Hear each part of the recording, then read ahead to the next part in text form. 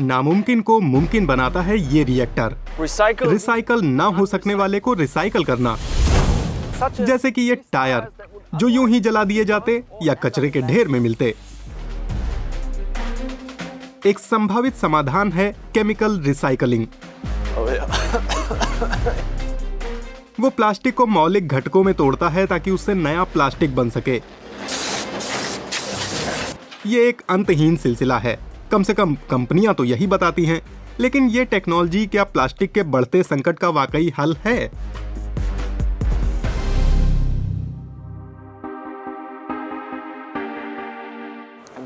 आमतौर पर हम जमा करते हैं, छांटते हैं और छांटते ही रहते हैं।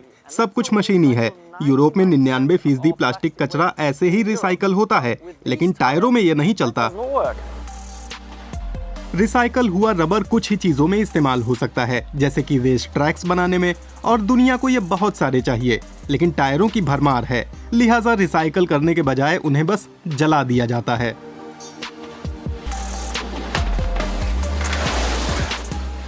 जर्मनी में पायरम के सेंटर में पुराने टायरों को जलाने के बजाय इन्हें इनके मूल घटकों में तोड़ दिया जाता है। पहले टायरों को टुकड़े टुकड़े किया जाता है 3 बार। इससे कपड़े के फाइबर, स्टील की तारें और रबड़ अलग हो जाता है। फाइबर इंसुलेशन में काम आ सकता है और स्टील को गलाकर फिर से नया स्टील बना सकते हैं। यहाँ तक तो ठीक है, लेकिन केमिकल रिसाइकलिंग और आगे जाती है। इसीलिए ये रबड़ डाला जाता है यहाँ। इस पायरोलिसिस रिएक्टर में, जो वाकई एक ऊंचे तापमान पर सब कुछ पका डालता है, रबड़ के दाने सतह पर डाले जाते हैं जो टावर के टॉप पर जा पहुंचते हैं। फिर काम करती है ग्रेविटी और सब कुछ नीचे आ गिरता है। दानेदार रबर को टावर में 700 डिग्री सेल्सियस पर गर्म किया जाता है। ये पूरी तरह पककर घटकों में टूट जाता है। इससे बनने वाली गैस प्रक्रिया को बिजली मुहैया कराती है। आखिर में प्लांट से 2 ठोस पदार्थ निकलते हैं, पायरोलिसिस ऑयल और काला पत्थर या कार्बन ब्लैक। लेकिन उतना सारा प्लास्टिक गर्म करने के लिए बहुत ज्यादा मात्रा में ऊर्जा चाहिए, क्योंकि आप दरअसल रासायनिक बॉन्ड्स को तोड़ रहे होते हैं। और ऊर्जा की ये मात्रा पायरोलिसिस के मामले में पर्यावरण के लिहाज से भी बड़ी चिंता है। प्रक्रिया के अंत में गैस बचती है और वो एक क्लीनिंग सिस्टम से गुजरती है, बफर टैंक में डाली जाती है और वहां से 2 थर्मल प्लांटों में। वे दरअसल ऊर्जा उत्पादक हैं। इसमें 2 बड़े 12 सिलेंडर लगे होते हैं और वे पूरे प्लांट के लिए बिजली पैदा करते हैं। पूरे प्लांट के लिए इतनी ऊर्जा खपत वाली प्रक्रिया होने के बावजूद ये पूरी तरह ऊर्जा आत्मनिर्भर है। हाँ, जबकि इसे इतनी ऊर्जा खपत वाला माना जाता है। इसका मतलब पायरम की ऊर्जा बहाली प्रक्रिया 300 घरों को पूरे साल गर्म रखने के लिए पर्याप्त ऊर्जा पैदा कर रही है। पायरोलिसिस की ये अवधारणा फिलहाल केमिकल रिसाइकलिंग का सबसे लोकप्रिय तरीका है। ऐसे प्लांट दुनिया भर में बनने लगे हैं, जैसे कि भारत, चीन या सऊदी अरब में।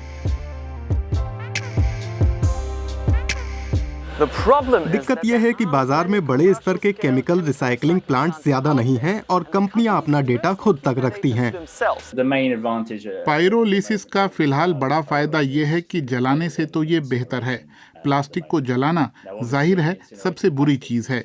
कुछ अध्ययन हमें बताते हैं कि अगर आप मशीनी तौर पर रिसाइकल कर सकते हैं तो उसके मुकाबले केमिकल रिसाइकलिंग कहीं नहीं ठहरती।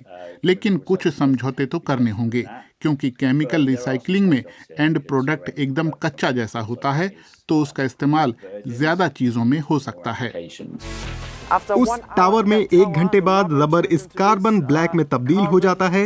ये कोयले जैसा है और फिर से टायर बनाने में काम आता है, क्योंकि टायर इसी के बने हैं। 40% टायर कार्बन ब्लैक ही तो है। लेकिन बात और भी है, गैस और कार्बन ब्लैक के अलावा।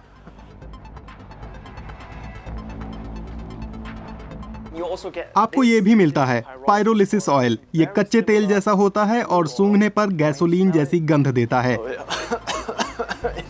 लेकिन आप इससे किसी भी किस्म का प्लास्टिक बना सकते हैं, बस थोड़ी और प्रोसेसिंग की दरकार है। मशीनी तौर पर रिसाइकल ना होने वाली चीज रासायनिक ढंग से रिसाइकल की जा सकती है।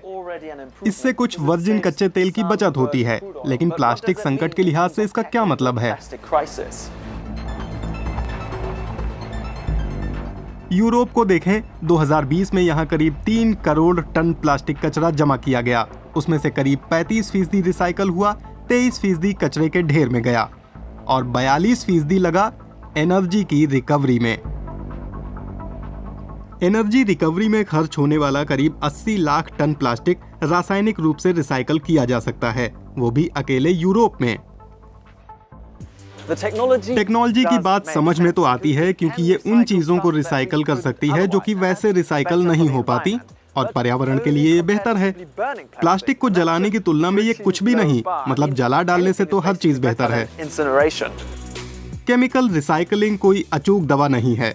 हमें इस बारे में सोचना ही होगा कि प्लास्टिक का कचरा होने ही ना दें।